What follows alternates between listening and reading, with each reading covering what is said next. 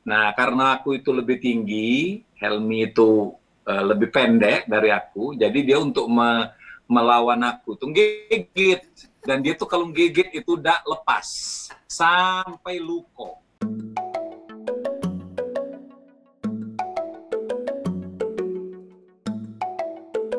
Sebelum kita mulai, saya ada rapid test.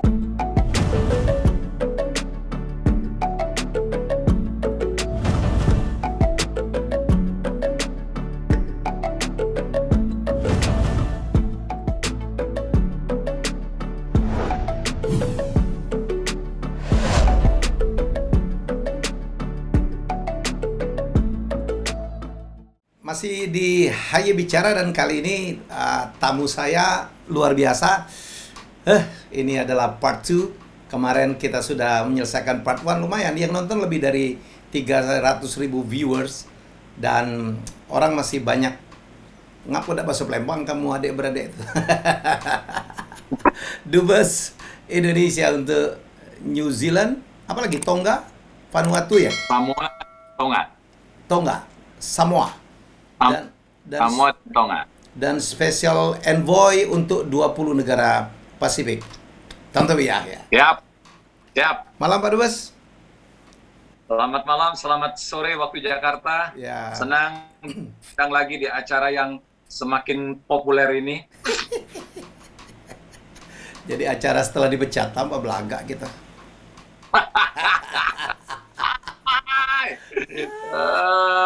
Makin dibenyuk ke makin muncul. Makin timbul, ya kan? Becak ranting. Kami dulu waktu kecil ya itu mandinya di sungai. Di Palembang itu banyak panglong, kita menyelok-lok gitu ya. Jadi banyak gelondongan kayu dan itu orang Palembang nyebutnya lanting. Kami mandi di lanting. Makin diinjak, makin naik dia. Selisih 6 jam ya? 5 jam sekarang winter. Oh, winter. Oh, sekarang hampir jam 9. Oh, summer jam ya. Oh, ada itunya ya. Apa istilahnya summer break apa namanya itu? Atau apa ya? Daylight ya, daylight time. Iya, sekarang beda 5 jam. Dulu di summer bedanya 6 jam. Kalau summer beda 6 jam ya. Sekarang di New Zealand itu winter ya? Sekarang di winter, dia kan kebalikan dari barat. Oh. Jadi kalau di barat panas, di sini musim dingin, di sini musim dingin, musim panas. Nah, tapi dengan Indonesia sama terus. Musim hujan. Summer terus, winter terus kalau di Indonesia tuh. Ya. Pak Dubes, aku memang kepengen betul mendengar karena minggu ini Selandia Baru mencabut seluruh restriksi COVID-19, betul ya Pak Dubes? Mungkin bisa cerita Pak Dubes. Apa tadi? Putus-putus? Minggu ini kenapa? Selandia Baru kan mencabut restriksi COVID-19 ya, mulai minggu ini ya. Mungkin Pak Dubes bisa menjelaskan kepada teman-teman di Indonesia dan dimanapun sedang mendengarkan ini. Ya, jadi mulai 8 Juni yang lalu, pemerintah Selandia Baru sudah melonggarkan level kewaspadaan dari level 2 ke level 1. Level 1 itu artinya segala sesuatu itu sudah kembali seperti sedia kala, sudah normal. Yang masih belum dibuka itu hanyalah perbatasan dengan luar negeri. Jadi sistem transportasi umum maksudnya itu sudah bergerak kembali. Yang masih dilarang itu atau masih ditutup adalah penerbangan ke luar negeri. Nah, sehingga hampir 1 minggu setelah kami masuk ke level 1 ini, suasananya itu sudah seperti suasana normal. Nah, namun demikian beberapa protokol COVID-19 masih diberlakukan. Berikut juga kelaziman baru. Protokol yang ditahankan itu adalah menjaga jarak, menjaga kebersihan, utamanya adalah cuci tangan. Kemudian kalau bersin dan batuk itu harus tetap di elbow atau di siku. Jaga jarak sudah tidak ada lagi. Nah, yang masih itu dan ini yang apa namanya itu menjadi normal baru itu adalah setelah masuk ke normal satu ini, maka rakyat Selandia Baru pertama diminta untuk membeli produk-produk lokal. Jadi buy locals to support to support the economy.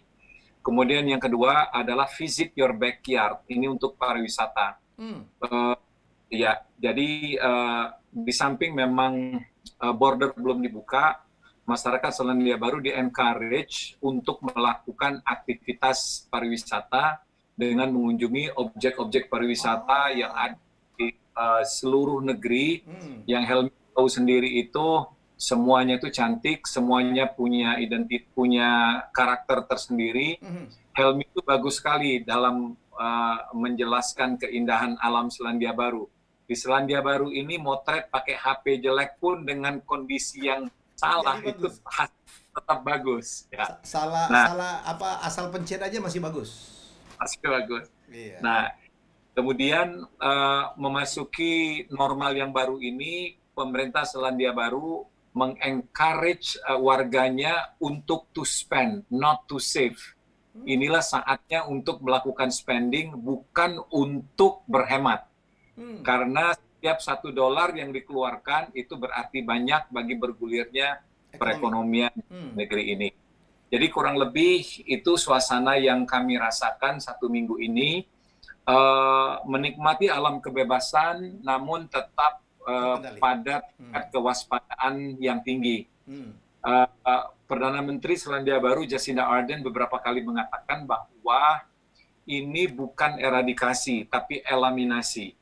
Eliminasi itu adalah ketika COVID-19 ini dianggap hilang dari negeri ini, tapi kalau eradikasi itu adalah ketika COVID-19 ini secara global memang hilang. Nah, sebagaimana kita ketahui bersama, masih begitu banyak negara yang saat ini tengah berjibaku melawan COVID-19 ini. Termasuk Indonesia.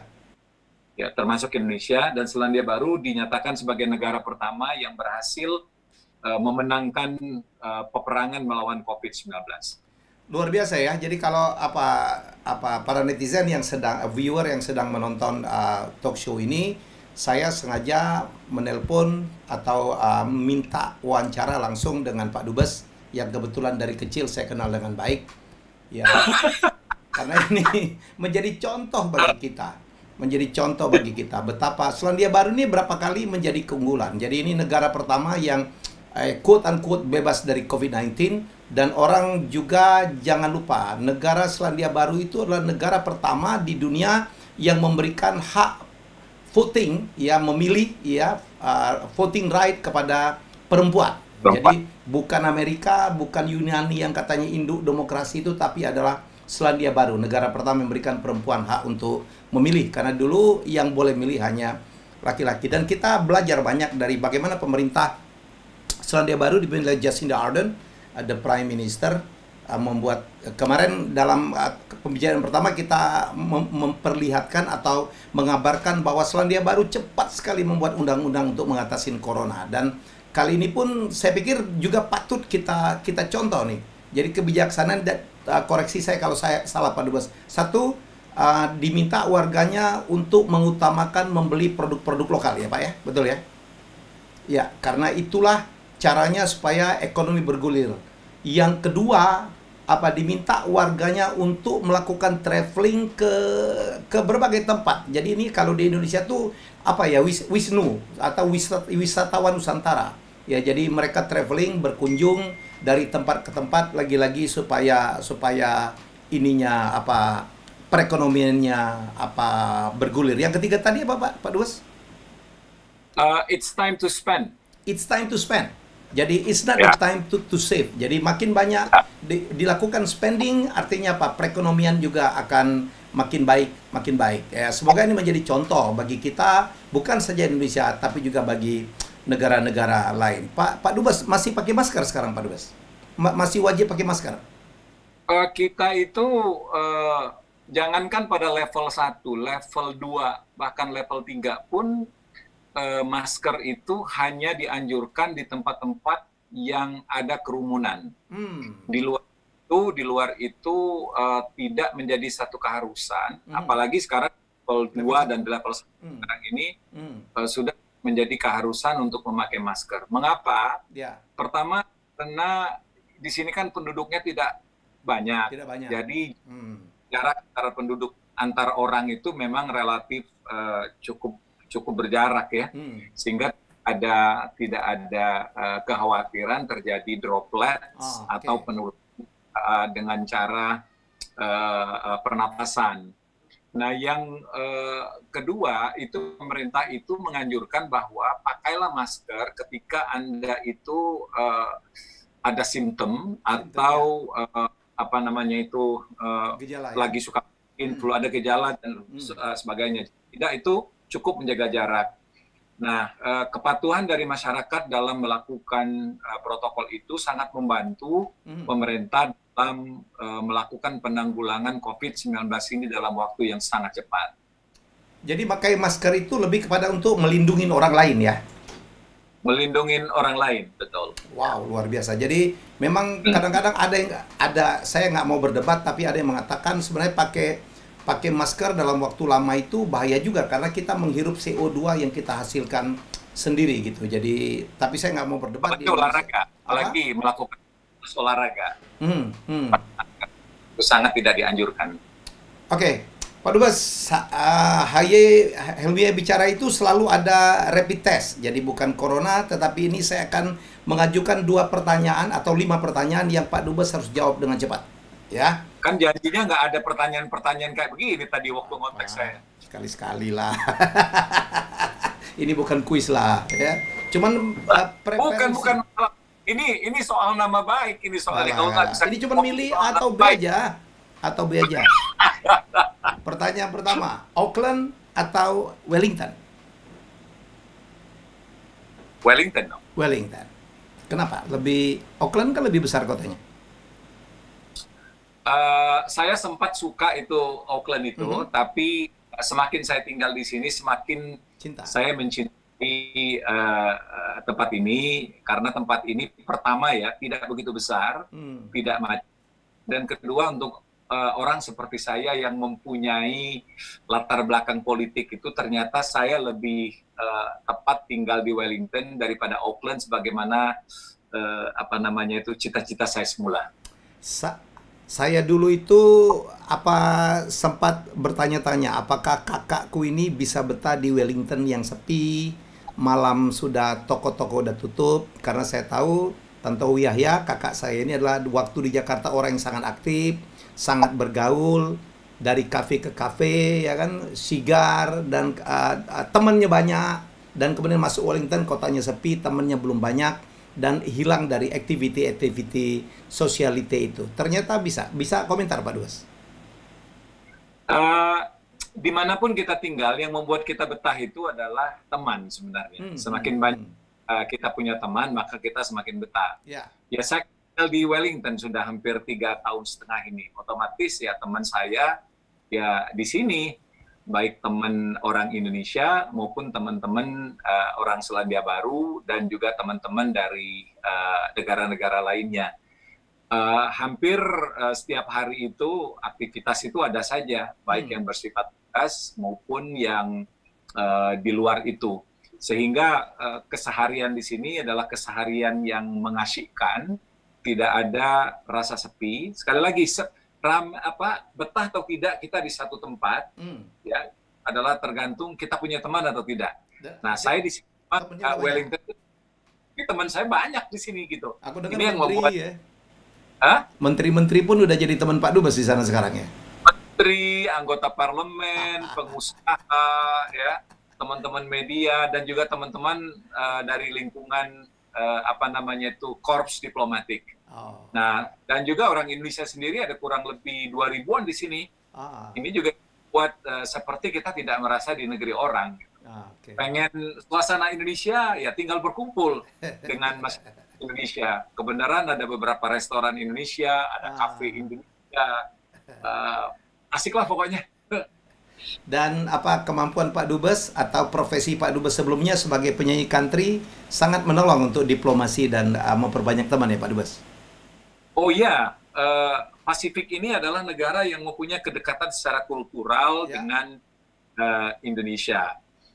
Penduduk asli dari Selandia Baru itu kan orang Maori. Orang Maori adalah orang Polinesia yang secara budaya itu sangat dekat dengan teman-teman kita, saudara-saudara kita di Ambon khususnya.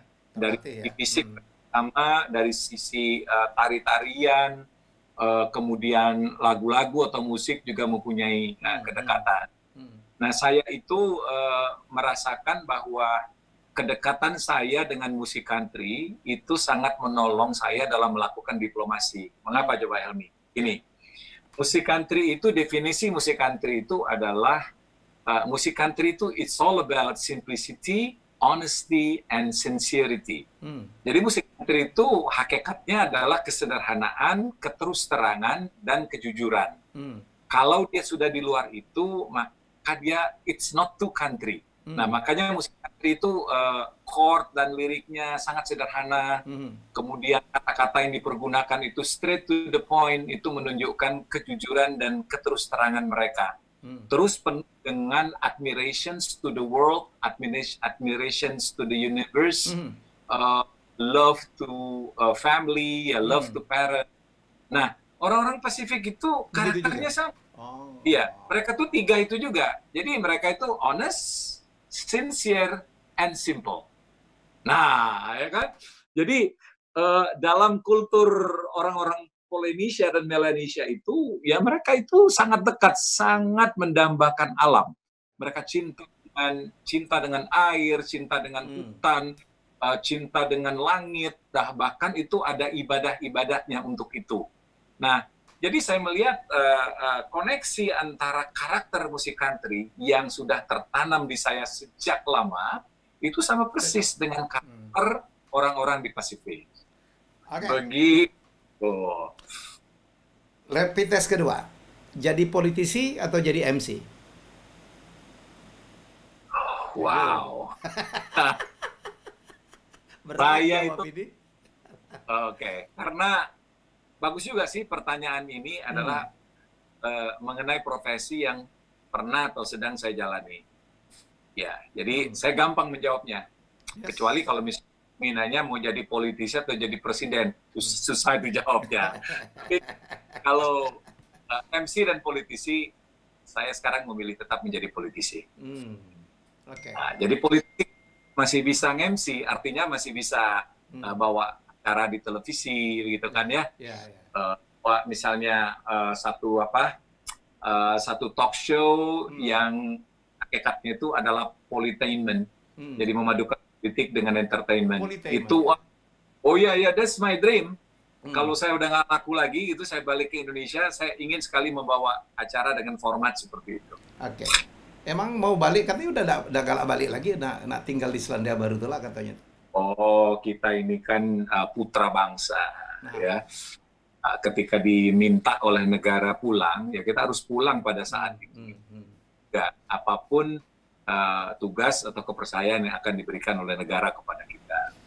Pak Dubes, what I admire from you, jadi saya tahu Anda adalah ya MC termahal di Indonesia. Dan, dulu. Iya, waktu itu, waktu masuk ke politik. Ya kan?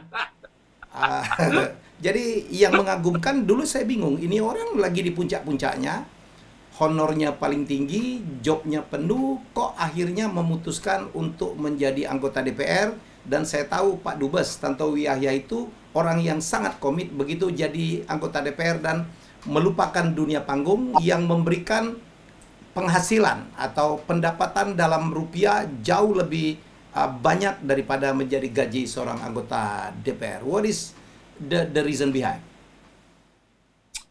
Ya, setiap orang itu akan berada pada satu titik di mana materi itu sudah tidak lagi menjadi sesuatu yang dikejar.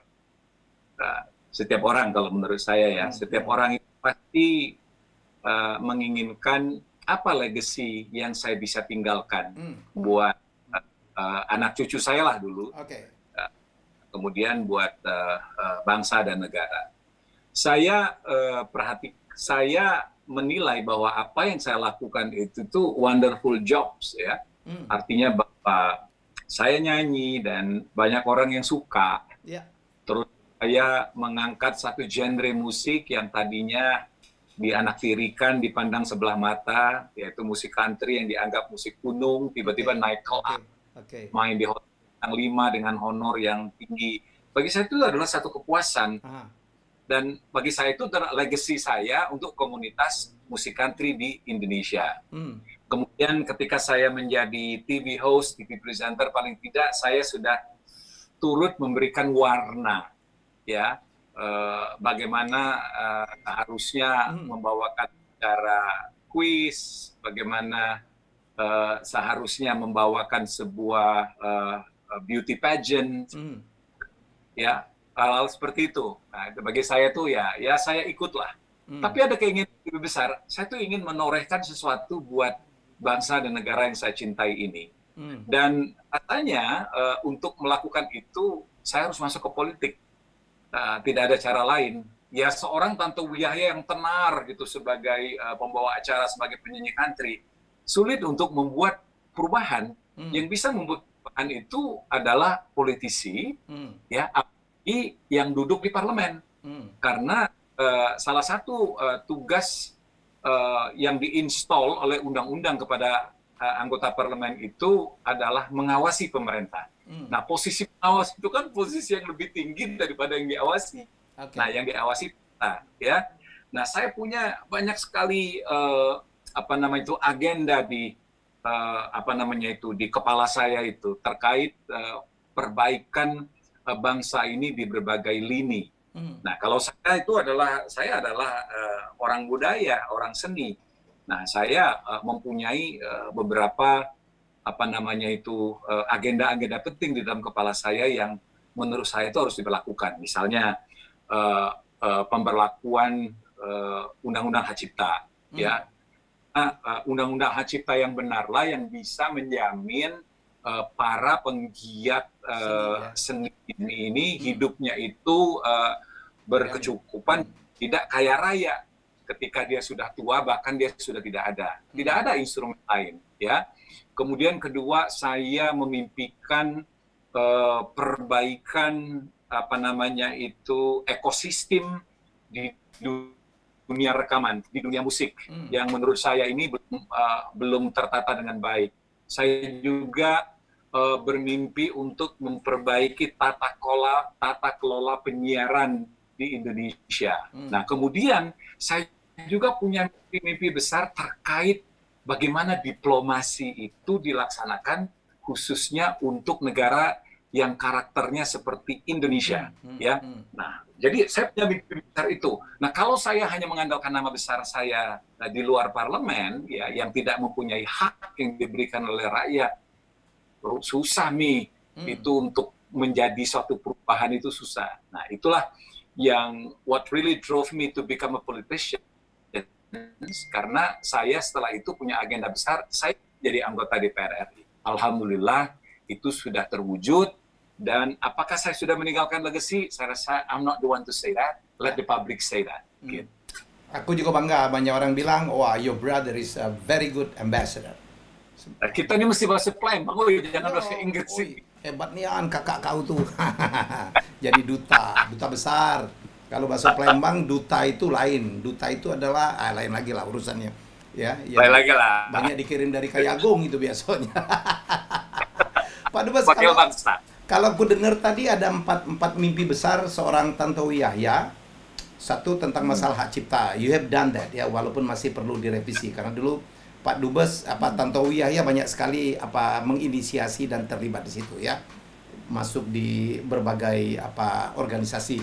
Nomor 2 adalah masalah ekosistem musik.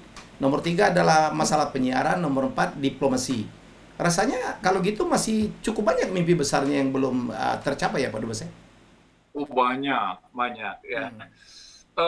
mimpi-mimpi besar itu menjadi fondasi kita dalam bekerja. Lebih bagus ketika kita masuk ke DPR itu kita punya agenda, ya. Jangan masuk ke DPR terus kita nggak tahu kita mau ngerjain apa nih. Tapi kalau kita mempunyai agenda, itu yang akan menjadi fondasi kita di dalam bekerja. Dan itu tidak mudah. Mengapa tidak mudah? Karena di DPR itu sifat kerjanya itu adalah tim, kolektif dan kolegial, ya. Kita bisa saja, misalnya saya dari Golkar, tapi tidak mungkin saya bisa menggolkan itu hanya mengandalkan teman-teman sefraksi.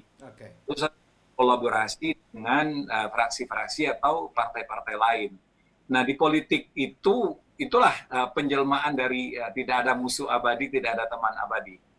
Dalam banyak isu ya kita berseberangan, tapi di isu-isu tertentu ya kita satu perahu, berteman. Ya. Nah, itulah yang menurut saya membuat kehidupan politik itu menarik, ya, dinamis, penuh tantangan, dalam kurung bagi yang suka dan bagi yang kuat. Ya, kalau aku tidak suka dan tidak kuat, aku selalu ditanya, apakah Helmi Yahya sama dengan kakaknya? Tanto Yahya sudah menyampaikan tadi pernyataannya bahwa dia lebih suka dunia politik. Saya malah nggak bisa banget gitu. Jadi saya tidak pernah masuk tertarik untuk menjadi anggota dewan, ya tidak pernah juga menikmati walaupun saya pernah gitu nyangkut di partai politik. Ada dua alasan. Alasan tadi karena saya tidak enjoy, my passion is not there. Alasan kedua, kami ini dua beradik, ya kan? Tinggal kami paling kecil dari keluarga Yahya. Kami selalu ngomong, udahlah sikok baik di dalam. Jadi kalau kecebur, dak dua-duanya gitu kalau ada terjadi. Jadi Tantowi di politik, aku di luar politik. Aku tahu bahwa pekerjaanku termasuk terakhir itu memerlukan backup politik, tapi that's my risk. Jadi ada juga yang mengatakan apakah saya mirip Tantowi Yahya dalam berbagai hal, iya gitu. Tapi dalam hal-hal ini kita sengaja memutuskan untuk mendingan kita jalan sendiri-sendiri. Termasuk saya tidak pernah akan mungkin bisa berbisnis dengan Tantowi Yahya karena akan ada dua matahari. Perusahaannya udah kita buat dulu Yahya dan Yahya, tapi tidak akan pernah jalan. Oke Pak Dues, pertanyaan ketiga, kumbu kacang atau Nagasari? Kumbu kacang. Kalau itu tidak perlu pikir-pikir, jawab aja kumbu kacang. Kemanapun kita pergi, tetap kita usahakan hadir kumbu kacang. Jadi, aku waktu diwawancarain oleh Gilang Dirga, dia kaget. Aku waktu ke Wellington diajak Pak Dubes pertama kali, habis mandi sore-sore. Kami di belakang rumahnya nyengok bay, ya, teluk yang sangat indah itu. Makan yang pertama keluar, kumbu kacang. Jadi kumbu kacang itu makanan Palembang, ya, dibuat dari kacang merah, ditumbuk, dihancurin, dan kemudian dikasih gula merah. Dan itulah kumbu kacang. Jadi mirip-mirip gandasturi, tapi gandasturi itu kumbu hijau itu kok bisa sih di Wellington itu ada kumbu kacang Pak Dubes? Nah, berkah tinggal di Selandia Baru ini ya, di kota manapun. Ini banyak toko Asia. Nah, toko Asia itu menyiapkan semua bahan makanan dari seluruh negara, apalagi yang populasinya banyak. Nah, ini kan lumayan banyak, 7.000 orang. Restoran Indonesia udah mulai tumbuh. Jadi mau nggak mau, toko-toko Asia tersebut itu terpaksa harus menyetop bahan-bahan makanan termasuk yang susah-susah. Misalnya keluak untuk bikin rawon. Ada itu. Ada. Ya, terus daun salam, ya, daun salam itu kan sangat spesifik makanan Indonesia. Ada, ya. Kalau pandan segala macam itu tuh sudah normal lah. Thailand juga ada. Jadi di sini itu kita mau bikin makanan apa aja itu nggak pusing karena bahannya tuh komplit, ya. Apalagi kalau bikin kumbu kan cuma kacang merah sama parutan kelapa, ya kan? Nah, gampang. Apalagi kita baca-baca lihat YouTube dikit kan untuk menyempurnakan. Kemarin itu aku udah berhasil buat pempek lenjer. Bukan pempek lenjer, pempek lenggang. Pempek apa? Nah, pempek lenggang. Lenggang, oh oke. Nah, buat terus pempek tunung. Paca. Terus paca buat model, ya. Paca. Iya, karena bahannya lengkap, ya. Nah ini sebentar lagi ini mungkin minggu depan ya, kita nak buat tabakhar. Belajar tuh nak buat bertabakhar. Ya bahan-bahannya lengkap di sini. Pernah kita buat nasi minyak Malbi, ya lengkap. Tito, Jenderal Tito, waktu dia datang ke sini, waktu jadi Kapolri, masih Kapolri ya. Waktu Kapolri, dia terkaget makan siang itu full Palembang. Jadi nasi minyak, Malbi, sambal nanas, opor, sama ayam goreng kecap. Nah, terus dessertnya itu kumbu dengan serai kayu hijau itu. Terkaget-kaget Pak Tito. Luar biasa. Apa kejauh aku makan tua ini, katanya. Jadi, sama ini nih, es mamat, es kacang merah mamat. Es kacang merah. Oh, lapaca. Dikit lah beda dengan rasa mamat lapangan hat atau dikit yang beda. Siapa namanya tukang masak kamu tuh? Asi. Mbak Asi ya. Tapi kalau yang lain-lain itu Dewi dengan aku lapaca muatnya. Jadi viewers, saya sengaja mengangkat ini nostalgia kami. Dulu kami kan anak orang susah. Jadi pagi-pagi biasanya tuh ibu udah masak. Pagi-pagi kami itu sebelum sekolah dikasih duit, terus nyetopi tukang kue gitu, yang pakai tampa ya, pakai itu di atas kepala. Dan makanan kami itu, makanan wajibnya adalah antara lain kumbu kacang. Pak Dubes, banyak yang kepengen tahu bagaimana sih dulu kita waktu kecil. Kita tuh rokok tidak pernah ribut gitu tuh kan.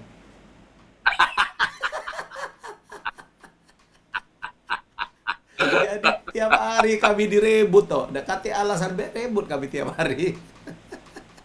Jadi aku dengan hidup dalam keprihatinan luar dan dalam, ya. Tidak ada lagi tanpa berantem, atau bahasa dusun kami itu bebala. Ya. Dan bebalanya itu fisik, ya. Artinya itu ya main pukul-pukulan. Nah, karena aku itu lebih tinggi, Helmi itu lebih pendek dari aku, jadi dia untuk melawan aku tuh gigit. Dan dia tuh kalau gigit itu udah lepas sampai luko, ya, sampai luko. Jadi aku udah galak, buko-buko ini nih, badan-badan aku ini banyak bekas gigitan Helmi, ya. Jadi untung tidak tetanus giginya dia tuh ya. Coba bayangin kalau tetanus. Tapi gigitan itu, kata wong itu kalau ada wong gigit, pencet edong ya. Makin dipencet edongnya, makin keras gigitnya. Makin kuat. Nah jadi aku tahu nian kalau berantem dengan Helmi ini jangan jarak dekat. Karena kalau jarak dekat, dia peluk dan dia gigit. Jadi ini ilmu. Jadi mungkin yang menginspirasi Mike Tyson waktu lawan Holyfield itu Helmi. Jadi dia mendekat, terus dia gigit. Nah, tiada jam, bukan tiada hari, tiada jam tanpa berantem. Tiap hari berantem. Tapi hebatnya, kalau malam, tidur itu sekamar, bukan sekamar. Satu tempat tidur. Satu pelukan sampai subuh. Habis subuh ribut lagi. Siapa yang nak beres ke tempat tidur itu ribut. Tapi Pak Dubes itu memang jahat lah waktu kecil tuh dengan aku tuh ya. Kalau makan nak banyak ya. Kalau bagi ikan dia kepalanya besar, aku kecil gitu. Aku nyanyi kena marah, aku ngomong kena marah. Pak Dubes tuh ya.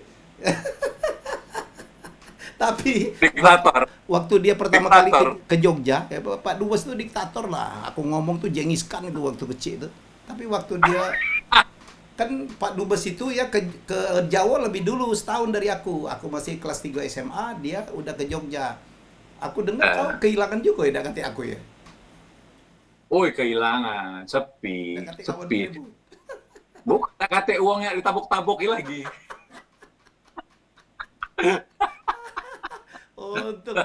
Untuk kita lah besar dah pada ribut. Jadi kemarin lucu juga tuh yang waktu yang wawancara kita pertama ditayangkan, ada banyak netizen komen, ini kok kakak adik kok akur banget, saling dukung banget. Lah iyalah gue bilang, emang kenapa? Emang kakak beradik itu memang harus saling dukung dong. Jadi ada orang yang stereotyping kali kalau kakak adik tuh kalau udah tua ribut gitu. Wah, nggak akan ada tuh, nggak akan ada apa yang kayak gitu. Jadi Anda tahu ya, ini juga yang selalu dibicarakan orang sampai sekarang.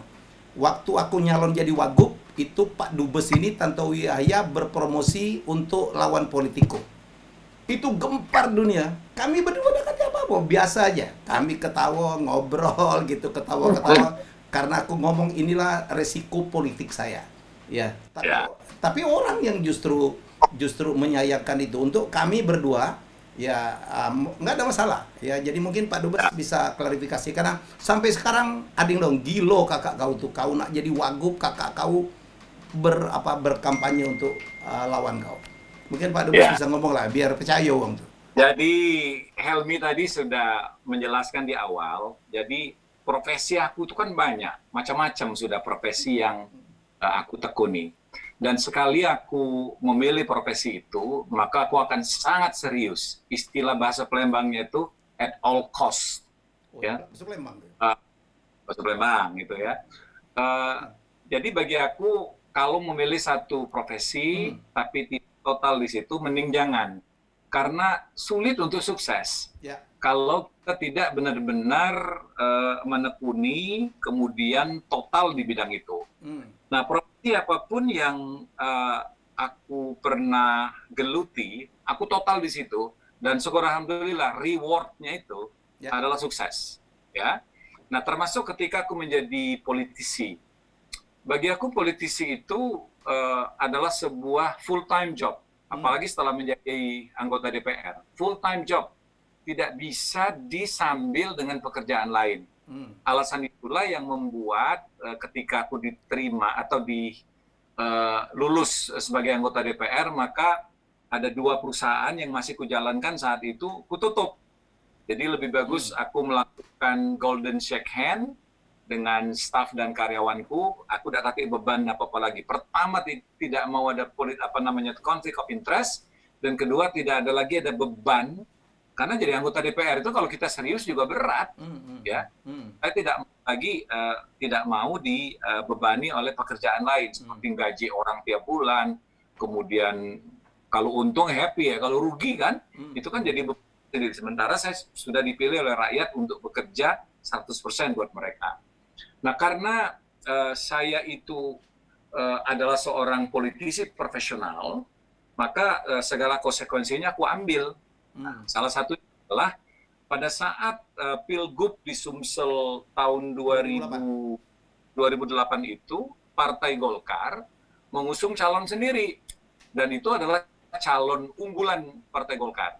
Dan saya adalah putra daerah Sumatera Selatan yang mempunyai kapasitas untuk melakukan kampanye. Nah, ini kan posisi yang sangat dilematis.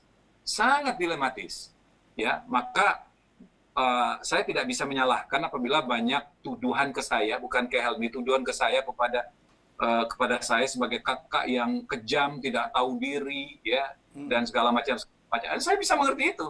Tapi ketika kita duduk di satu partai politik, di mana ada kewajiban dari setiap kader untuk mensukseskan calonnya untuk memenangkan sebuah kontestasi politik, saya rasa mereka akan mengerti posisi yang diambil tersebut. Nah, tapi dalam kondisi seperti itu pun, saya tetap melakukan segala sesuatunya itu secara terukur. Artinya, aku udah galak turun sebagai jurkam, ya, ke bawah gitu ya, udah galak aku. Jadi bentuk dari kontribusiku itu, ya ketika diminta itu adalah untuk memberikan testimoni, itu pun sekali di koran. Nah, tapi habis itu sikapku untuk tidak memihak kepada lawan dari calon kami itu adalah sebuah kontribusi ya terhadap calon kami. Nah, bagi orang kita, terutama orang Timur yang sangat menjunjung kekeluargaan gitu, ya ini adalah satu sikap yang dengan bahasa apapun kita jelaskan tidak akan bisa diterima. Dan saya tidak memaksa orang untuk untuk percaya itu, yang jelas saya sudah jelaskan. Itu nanti menurut saya itu ya lama-lama juga orang akan mengerti mengapa posisi itu saya ambil. Ya, jadi gitu. Ini karena sampai sekarang itu menjadi perdebatan orang, ya jarang ada yang orang bilang head to head seperti itu, walaupun juga tidak head to head. Dan orang selalu bertanya apa penyebabnya dan apa yang terjadi. Saya bilang, it's okay, kami di belakang tetap makan sama-sama, penesan ya, jadi bergurau sama-sama. Bagaimanapun saya dan Tantowi itu, saya memegang betul pepatah Cina, blood is thicker than water, bahwa darah itu adalah jauh lebih kental daripada air. Jadi persaudaraan saya itu tidak akan pernah bisa dipisahkan oleh apapun. Perbedaan pendapat antara kami, perbedaan partai yang mendukung, itu tidak akan pernah menghalangi persaudaraan saya dan Tantowi. Tantowi bagi saya tetap guru saya, kakak saya.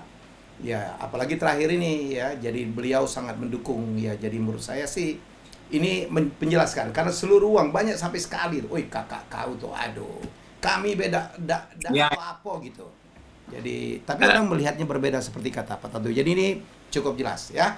Pak Dubes, ada lagi nih, Arsenal atau Sriwijaya FC? Ay, kau berat kau. Arsenal. Oh, jangan jujur gitu. Arsenal. Arsenal ya. Aduh. Jadi Tantowi Yahya adalah penggemar fanatik dari Arsenal. Anaknya MU. Ya, enggak tahu apa dia tuh. Lucu, aku Arsenal tapi anakku nomor 2 Amerigo. Aku MU tapi anakku Arsenal. Bayangkan aku kemarin Pak Dubes ke Inggris. Ya, aku dimintanya untuk datang untuk mengantar dia ke Emirates Stadium milik Arsenal itu. Oh, jauh itu. Jauh dari London pusat itu jauh ya. Kok kita jalan kaki ke London ya. Utara ya kalau salah ya, North London ya. Iya, North London gitu ya. Jadi menurut aku sih Sriwijaya FC jangan-jangan enggak ngikutin ya? Oh, ngikutin. Ya. Ngikutin. Maksudnya pertanyaan tadi itu harusnya begini, kalau di dalam klub apa, kalau di luar negeri klub apa? Enggak lah. Gitu. Orang aku yang nanya, ngapa kau yang ngatur lo? Terserah aku enggak nanya apa. Aku tuh kagum, Pak Dubes itu senang Arsenal. Itu artinya fans yang sangat setia. Ya, enggak pernah juara be, masih enggak galak pindah ya kan. Kesian aku lihat Arsenal itu. Beli pemain bagus dibuang ya kan, dimbe wong ya kan. Beda nih, beda antara penggemar dan penyuka. Ya. Kalau saya ini kan penggemar, ya, jadi kalau penyuka itu ya sifatnya itu ya temporer aja. Apa yang lagi top suka. Kalau ini pencinta ya. Oh, pencinta. Jadi for better or worse gitu, saya tetap sama Arsenal. Ya. Setuju Pak Dubes. Aku pun sekarang MU udah jarang menang be, masih tetap nggak bisa, nggak mungkin pindah ke lain hati. Ya. Nah, itu kata Club Project. Betul. Tak bisa pindah ke lain. Ya, Arsenal ini ya kita lihat aja lah. Ya. Dia kadang di atas, kadang di bawah, tapi terlalu lama di bawah ini itu permasalahan. Saya yakin Arsenal juara mungkin 30 tahun lagi lah ya. Arsenal itu terakhir juara, aku ingat nih, zaman Pak Sutioso gubernur DKI. Jangan Sutioso harus jadi gubernur lagi baru Arsenal tuh juara ya. Apalagi sekarang gitu. Itu terakhir Arsenal juara Premier League. Aku ingat kan, zaman DKI gubernurnya Sutioso. Jadi bisa dibayangkan lama sekali. Tapi cintaku tidak akan pudar. Siap, setuju. Ini ada pemain bagus Aubameyang nak pindah pula gue denger ya. Jangan-jangan pindahnya ke MU ya. Aku tidak bisa menyalahkan Auba. Ya ngapain dia bertahan di klub yang nggak jelas masa depannya. Sedangkan usia produktif dia tinggal 2-3 tahun lagi. Nggak, makanya saya kan ada tuh yang grup WA Arsenal. Saya tidak bisa melarang pemain bintang itu untuk keluar karena kalaupun saya mereka ya sebagai pemain ya ini kan saya itu kan pencinta, tapi kalau sebagai pemain ya ngapain dia bertahan di klub yang nggak jelas. Aku dulu kapan bisa waktu membawakan acara apa Masihkah Kau Mencintaiku, ada satu statement yang pemirsa sangat suka. Aku mencintaimu bukan karena ya, tapi aku mencintaimu meskipun, ya kan? Jadi aku mencintaimu bukan karena kau juara, bukan gitu. Aku mencintai meskipun kau udah juara-juara. Nah, itu Arsenal tuh. Ya kan? Mampus. Pak Dubes, pertanyaan repeat question terakhir. Iya, kepengen kalau diberi tugas pariwisata atau luar negeri? Apa tadi keputus? Kalau diberikan kesempatan, ingin menanganin pariwisata atau ingin menangani hubungan luar negeri? Wah, ini pertanyaan. Urusan Pak Dubes. Hanya Pak Dubes ini tamatan ini NHI ya, teman-teman. NHI. Beliau ini adalah sekolahnya adalah pariwisata. Silakan Pak Dubes. Pertanyaan ya. Jangan dua-duanya masyarakat. Ini gimana? Jangan dua-duanya di Mbak Siko Bella. Pertanyaan sangat menjebak. Oke. Passion saya itu adalah pariwisata. I know it. Ya. Meskipun saya di Komisi 1 yang membidangi luar negeri, tapi itu secara tidak langsung juga bersentuhan dengan pariwisata. Diplomasi itu salah satunya itu adalah mempromosikan pariwisata Indonesia secara langsung ataupun tidak, yang nanti dampaknya itu akan bisa dinikmati oleh pariwisata. Saya lihat bahwa Indonesia itu adalah negara yang sangat beruntung karena dikaruniai dengan keindahan alam. Jadi kita itu bukan man-made attractions ya, tapi adalah alam yang menciptakan keindahan yang unik, tidak ada di tempat lain. Nah, yang diperlukan saat ini adalah sebuah policy yang tidak berubah-ubah. Itu yang konsisten. Jadi saya melihat New Zealand ini aja. New Zealand itu dalam menjual Selandia Baru itu slogannya cuma satu, pure New Zealand. Dan itu bertahan hampir 50 tahun. Nah, jadi konsistensi itu dalam bidang pariwisata itu penting, karena dari konsistensi itulah maka berbagai kebijakan kita bisa bangun secara sustainable. Siapa yang tidak suka Indonesia? Siapa yang tidak cinta Indonesia? Ya. Nah, hanya saja di dalam mengelola ini kita benar-benar harus membangun satu policy, yang policy itu basisnya adalah pertama prioritas, dan yang kedua adalah kemampuan kita. Apa dulu nih yang kita mau jual? Ya, apa dulu? Tentu tidak semuanya kita bisa jual. Saya melihat Helmi kan lama di Amerika. Yang dijual oleh Amerika itu meskipun dia banyak, kan sangat terbatas. Ya, sangat terbatas. Yang dijual itu adalah California, Hollywood, dengan segala keunggulannya. Kemudian dia jual New York, ya. Mana lagi coba? Dia jual Orlando, Las Vegas, dan Las Vegas. Ada 50 negara bagian, yang dijual itu 4 sampai dengan 5 states. Bagi mereka itu adalah orang jangan terlalu dibuat begitu pusing dengan begitu banyak pilihan. Dan kita itu masih bangga dengan banyak pilihan. Termasuk kuliner ya? Termasuk kuliner. Kuliner kita itu masih struggle karena kita masih berusaha untuk menjual keragaman kita itu.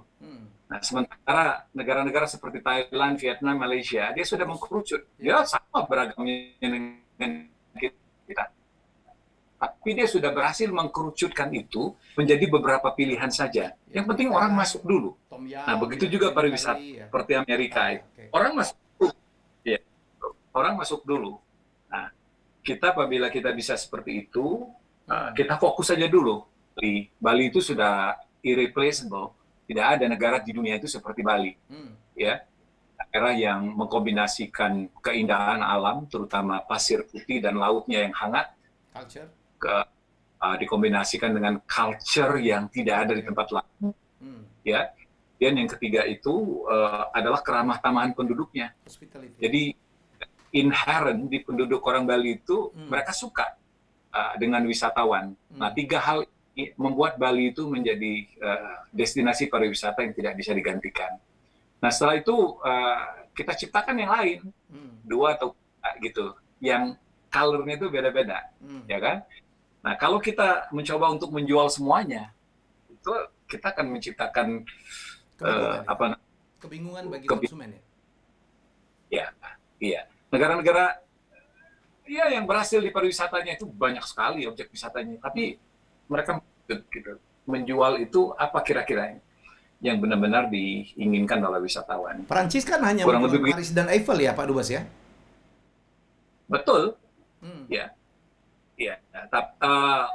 Padahal kalau kita ke Perancis, banyak sekali. So many, ya.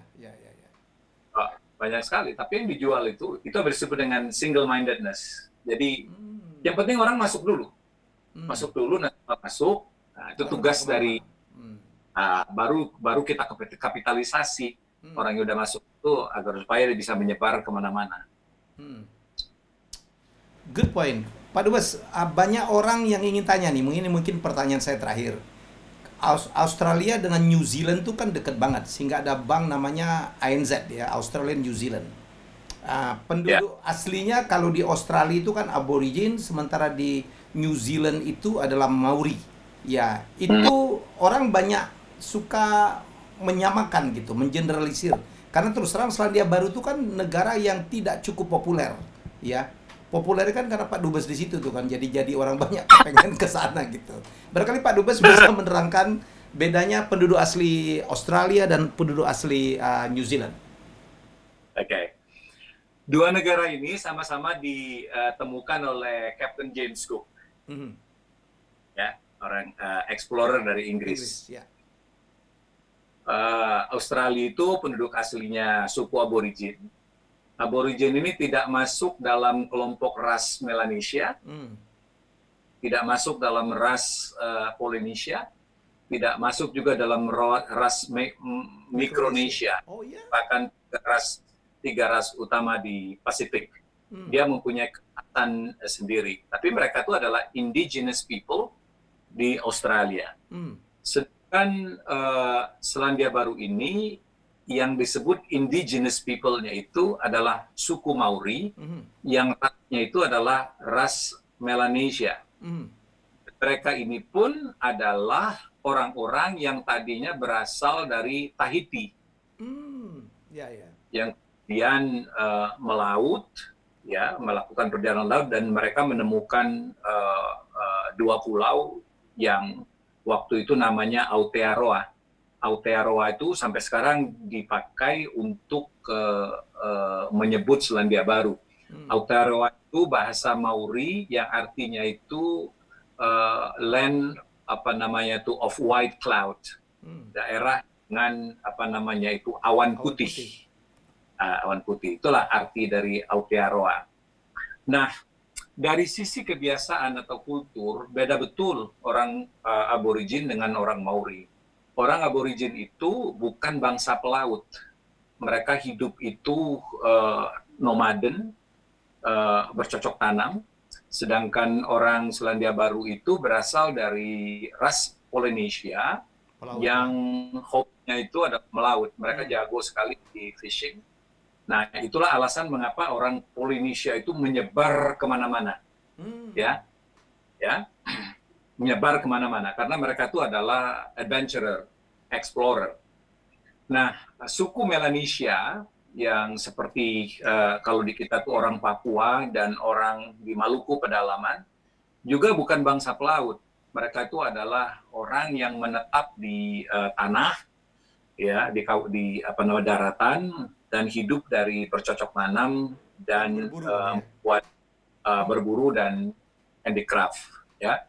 Nah, orang-orang Polynesia ini karena bangsa pelaut, explorer, mereka tuh terbuka dengan masyarakat umum. Mereka lebih gampang berinteraksi dengan orang-orang lain. Sedangkan suku Melanesia itu karena mereka hidup di daratan dan cenderung hidup itu dalam kelompok-kelompok mereka. Nah, inilah yang buat mereka dalam keseharian sering orang menyebutnya eksklusif. Padahal tidak. Itu memang karakter orang Melanesia itu, mereka lebih nyaman berada di dalam kelompoknya. Nah, sama dengan aborigin, ya. Nah, Selandia Baru dan Australia ini sama-sama ditemukan oleh James Cook, yang notabene itu adalah explorer dari Inggris. Kemudian akhirnya kedua benua ini diisi oleh orang-orang Inggris. Katanya yang orang buangan prisoner itu di Australia, bukan Selandia Baru ya Pak Dubes ya? Di Australia sejarahnya itu bukan saya yang ngomong, tapi kalau kita ke Darling Harbour Darling Harbour di Australia itu ada sejarahnya. Itu siapa penduduk pertama dari Australia tersebut, itu ya. Nah, kalau Selandia Baru ini isinya itu adalah para petani yang ingin mengembangkan pertaniannya di negara lain yang masih kosong. Kalau mereka itu di negara aslinya itu punya lahan sempit atau buruh tani, nah mereka ditawarkan untuk pindah ke satu benua baru, ya, dan mereka dijanjikan lahan yang luas. Saya potong dulu. Jadi walaupun sama-sama dari Inggris, orang Inggris yang datang ke Australia itu berbeda dengan orang Inggris yang datang ke Selandia Baru ya Pak Dubes ya? Totally different. Kalau berbeda. Itu kan kita yang di Australia kita tahu katanya kan prisoners ya, para napi-napi gitu. Jadi yang Selandia Baru adalah para petani yang ingin mempunyai lahan yang lebih luas ya Pak Dubes ya. Ya. Nah, jadi orang Inggris, orang Skotlandia dan Irlandia yang datang ke Selandia Baru ini adalah orang yang membawa ilmu. Ilmu apa? Ilmu pertanian, ilmu peternakan. Nah, oleh karena kalau Helmi lihat di sini ya, beberapa pohon-pohon, tanam-tanaman itu bukan native, ya. Itu adalah tanam-tanaman, tumbuh-tumbuhan yang diimpor dari Irlandia, Skotlandia, dan Inggris gitu. Nah, kemudian landscape-nya itu kalau Helmi ke Skotlandia, Irlandia persis sama. Mirip. Ya, karena mastermind-nya sama orang-orang itu. Jadi dibuat sedemikian rupa. Selandia Baru ini adalah replika dari tanah air mereka. Nah, termasuk ya mereka mengimpor yang namanya biri-biri itu. Biri-biri itu impor. Dan itu impor. Itu dari Inggris, dari UK semua. Jadi mereka itu menerapkan hidup mereka di sana, di sini ya persis sama, tapi bedanya mereka sekarang menjadi tuan tanah. Jadi orang-orang yang masuk di sini adalah orang-orang yang membawa ilmu dari atau kemampuan khusus dari negaranya untuk dikembangkan. Ya, membawa skill. Saya malah baru tahu kalau ternyata kita tahu bahwa Selandia Baru itu kan fauna ininya kan adalah burung kiwi ya kan, tetapi ada lagi namanya, mereka adalah penghasil buah kiwi terbaik di dunia. Tetapi buah kiwi ternyata bukan juga native dari Selandia Baru, tetapi berasal dari China. Tapi kemudian Selandia Baru lebih mengembangkannya, dan mereka beri nama kiwi karena bulunya mirip-mirip dan supaya lebih seksi aja, lebih gampang dijual. Ada burung kiwi, ada buah kiwi. Jadi pinter banget gitu ya packagingnya. Kembali ke aborigin dan Maori. Orang Maori itu secara ekonomi jauh lebih berhasil, dan secara sosial juga jauh lebih berhasil daripada aborigin di Australia, Pak Dubes ya?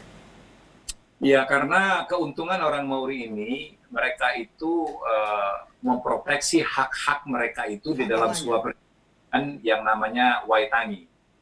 Ya, Traktat Waitangi. Jadi saya lupa tahun berapa itu, pada abad ke-16 orang-orang kulit putih itu mengajak berkumpul orang-orang asli, indigenous people, Maori, melalui ketua-ketua kelompoknya. Jadi nggak mungkin seluruh ini kan ada di daerah pegunungan terpencar di mana-mana, diperwakilan datang ke satu daerah di dekat Auckland yang namanya Waitangi. Dibuatlah kesepakatan di situ yang intinya itu adalah tiga hal. Pertama adalah orang-orang Maori itu menyerahkan kedaulatan tanah, air, hutan kepada bangsa pendatang, yaitu orang-orang British untuk dikelola. Kemudian yang kedua, mereka minta agar kultur dari masyarakat Maori itu dijadikan kultur bangsa yang baru ini. Nah, yang ketiga, mereka minta agar supaya akses dari orang Maori ini disamakan dengan para pendatang. Nah, perjanjian Maori itulah, perjanjian Waitangi itulah yang dijadikan undang-undang dasar atau konstitusi. Negara ini menganut sistem monarki konstitusional, jadi mereka tidak punya konstitusi. Konstitusi mereka itu adalah Traktat Waitangi itu. Nah, itu adalah sumber dari segala hukum. Ya, jadi peraturan perundang-undangan itu sumbernya itu adalah perjanjian Waitangi itu. Nah, itulah mengapa orang Maori di sini mempunyai kesempatan yang sama dengan orang kulit putih. Itu pun mereka merasa nggak puas. Ya, dan itu diproteksi oleh berbagai undang-undang. Misalnya, di parlemen itu ada 7 seats untuk orang Maori, tergantung partai manapun. Ya, kursi. Tergantung nanti masuknya itu dari partai mana. Tapi itu diproteksi oleh undang-undang. Ya. 7 seat minimal atau 7 seat pasti? 7 seat pasti buat mereka. Ya. Nah, kemudian orang Maori itu mendapatkan kesempatan yang persis sama dengan orang kulit putih di semua bidang. Nah, itulah mengapa orang Maori itu ada di mana-mana. Ada yang jadi menteri juga ya, Pak Dubes? Sekarang wakil Perdana Menteri itu adalah orang Maori. Wakil Perdana Menteri sekaligus Menteri Luar. Ya. Kemudian Menteri Pertahanannya orang Maori. Dan menteri-menteri yang terkait itu ya kebanyakan kalau nggak orang Maori, orang Pasifik. Jadi mereka di sini equality mereka itu diproteksi oleh undang-undang. Begitu juga dengan tingkat kesejahteraan mereka. Di sini itu ada menteri urusan Maori khusus, ya. Jadi, nah kalau di Australia kan tidak ada itu, ya karena orang kulit orang penduduk aslinya tidak pernah berunding dengan orang Inggris. Mereka memprotek. Iya, nggak pernah diajak. Saya cuma konfirmasi aja, kepemilikan tanah di Selandia Baru itu punya orang Maori ya? Pada dasarnya ketika Traktat Maori itu ditandatangani, tanah itu tidak boleh diperjualbelikan. Jadi tanah itu milik orang Maori, ya. Orang Maori nanti akan memberikan kepada pemerintah untuk umum. Untuk kepentingan umum aja dikasih, misalnya untuk pembangunan ibu kota, ya, pembangunan kantor segala macam dikasih, gitu ya.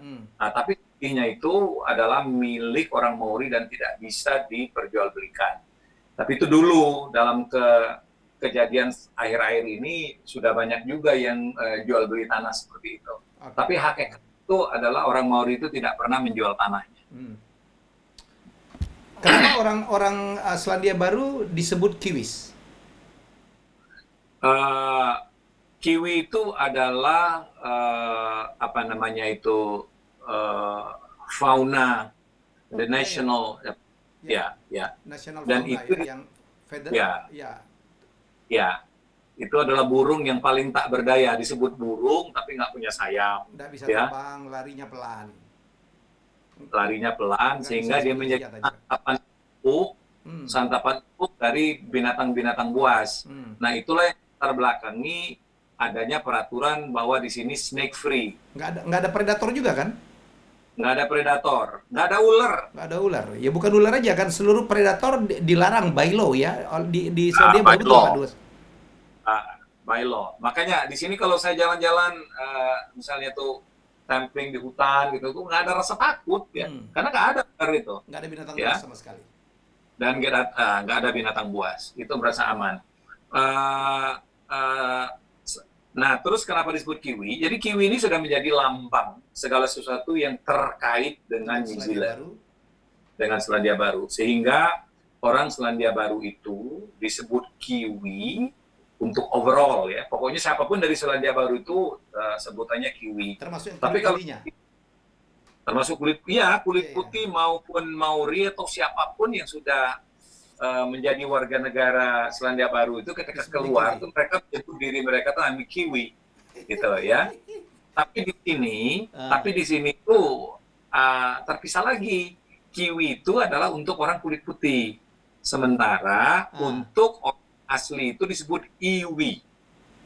Gimana tadi? Kalau untuk kulit putih Kiwi.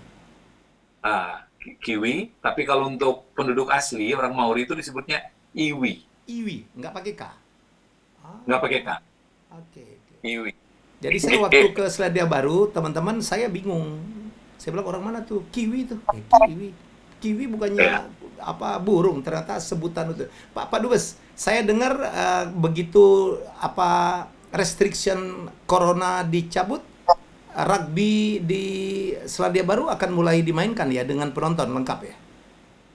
Ya, ini sudah akan dimulai dalam waktu dekat karena setelah kita masuk level 1 itu tadi seperti saya bilang tidak ada restriksi lagi.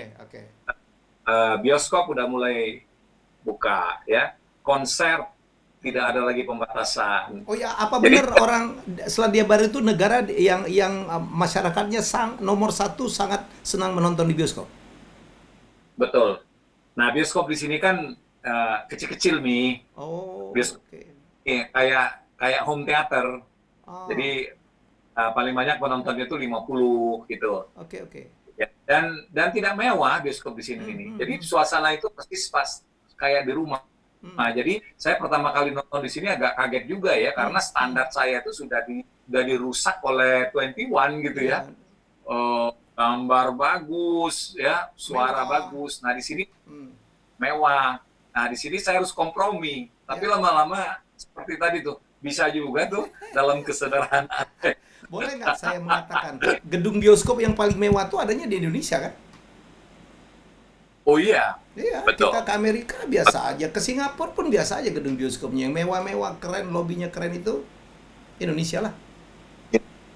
Indonesia. Ya. Oke. Saya kenapa menanyakan rugby? Karena olahraga nomor 1 di Selandia Baru itu kali rugby ya, di mana tim nasionalnya All Black gitu, sangat top dan berapa kali juara dunia, yang selalu memulai atraksinya dengan Haka Dance ya, yang gitu. Oke. Pak Dubes udah pernah nonton rugby? Udah pernah sekali waktu main di Wellington di sini. Ya. Belajar dulu sebelum nonton itu. Oh iya. Karena peraturannya kan beda sekali gitu. Beda sekali. Tapi kalau ngerti peraturan itu asik gitu. Nonton rugby itu. Sebenarnya lebih asik dari soccer. Makanya waktu saya baru pulang dari Amerika, saya nggak suka soccer. Ya, karena saya udah terbius oleh American football.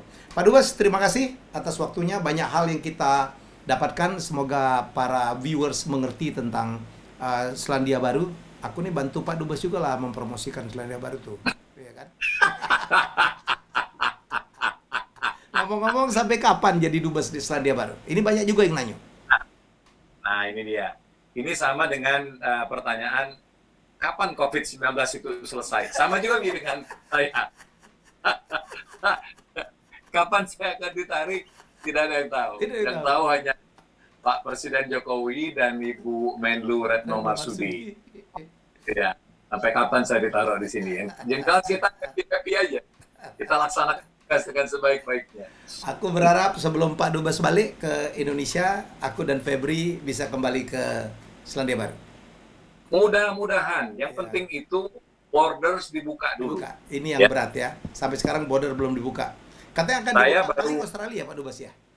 Paling saya Australia yang boleh masuk. Baru berita di online ini, Singapura itu menutup dirinya itu sampai dengan akhir 2020. Jadi paling tidak opsi untuk terbang ke Selandia Baru melalui Singapura itu menjadi tertutup. Tertutup sudah sampai dengan akhir tahun. Jadi opsinya itu hanya dengan Australia. Nah, mudah-mudahan border Selandia Baru Australia ini dapat dibuka di bawah skema Trans-Tasman Border itu. Nah, kalau ini dibuka dalam waktu dekat, ya insya Allah lah orang Indonesia bisa lagi datang ke sini melalui Australia. Tapi asal jangan ada karantina. Percuma juga bisa masuk ke sini, karantina 2 minggu. Habis waktu. Begitu pajak keluar, balik lagi. Yeah. Oke, Pak Dubes, terima kasih atas sharing-sharing informasinya. Semoga kita mendapatkan banyak sekali informasi. Terus sukses, Pak Dubes. Ya, jadi kami di Indonesia sangat bangga dengan apa yang Bapak lakukan. Ya, baik, terima kasih Pak Dubes. Jumpa lagi dalam episode selanjutnya. Ya.